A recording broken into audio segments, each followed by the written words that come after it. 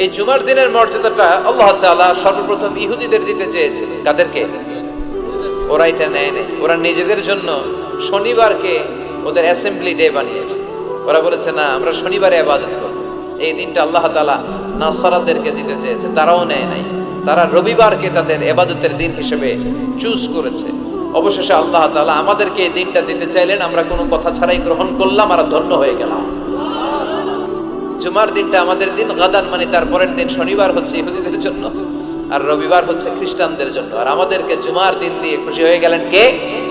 আবার বিশ্বনবী বললেন, জুমার দিনটা এমন দিন, এই দিনে আল্লাহর পক্ষ থেকে বিশেষ ফেরেশতারা মসজিদের সবগুলো দরজার মধ্যে দাঁড়িয়ে যায় এবং জুমার নামাজের আগ দিয়ে খতিব সাহেব আসার আগ পর্যন্ত লিখতে বসে যায়।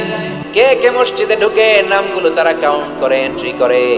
সর্বপ্রথম জুমার সালাত আদায়ের জন্য যে মসজিদে ঢুকে